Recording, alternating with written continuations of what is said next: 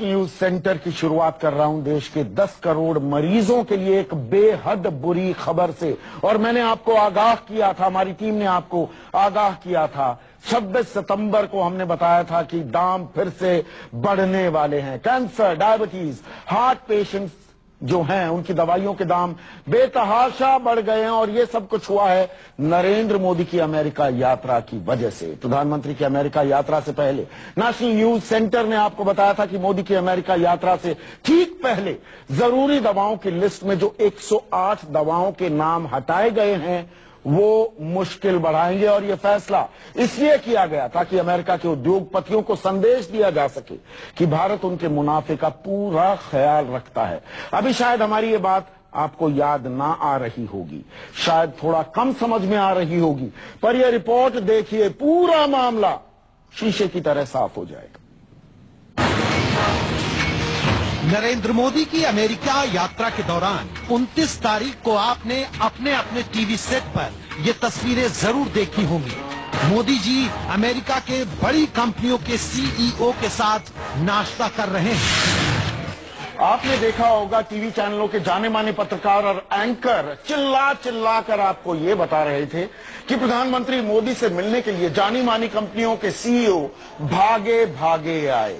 मोदी जी देश के लिए व्यापार जुटा रहे थे, लेकिन किसी ने आपको ये नहीं बताया कि ये नाश्ता दरअसल हिंदुस्तानियों पर, आप पर, मुझ पर कितना भारी पड़ने वाला है।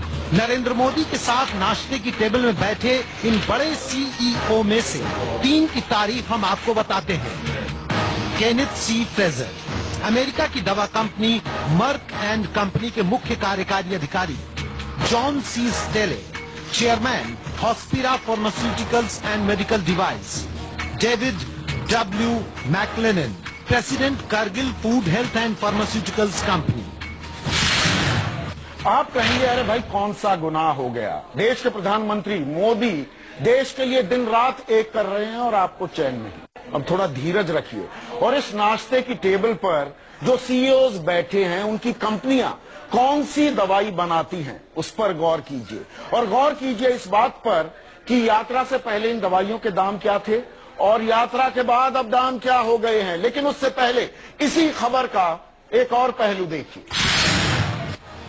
अगर हम कैंसर की बात करें, ब्लड प्रेशर की बात करें, कोलेस्ट्रॉल की बात करें, डायबिटीज, टीबी, इन सब का इलाज करने वाली जो दवाइयां हैं।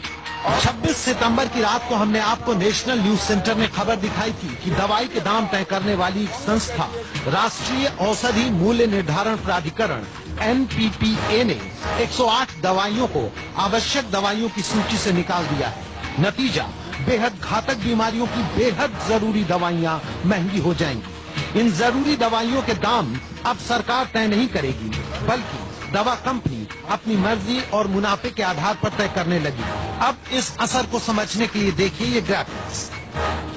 कैंसर की दवा गैफ्टिनेट जो पहले 5,900 की थी अब 11,500 की हो गई है। कैंसर की ही दवा डैविक पहले 8,500 की थी, वो अब 1,08,000 रुपए की हो गई है।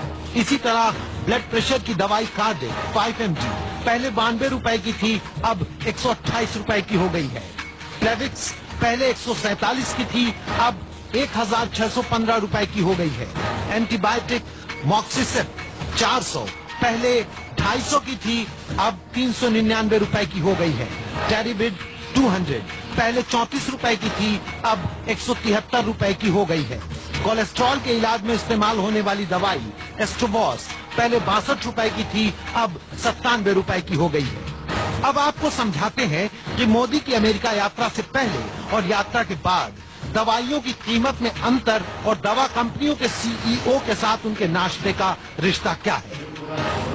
केनेथ सी फ्रेजर की मर्क एंड कंपनी कैंसर की दवाई बनाती है और ये भारत में आर्बिट्रक्स नाम से कैंसर की दवाई बेचती है। जॉन सी स्टेले की company Hospira pharmaceuticals and medical device Bharat की कंपनी कैडिला हेल्थ केयर के साथ मिलकर काम करती है। ये कंपनी भी कैंसर की दवाई साइटोटॉक्सिक बनाती है। David W MacLennan, president Cargill food health and pharmaceuticals company, इनकी कंपनी कीटनाशक जेनेटिकली मॉडिफाइड बीजों की दुनिया में सबसे आगे है, जिसे लेकर पिछली सरकार में काफी विवाद रहा है।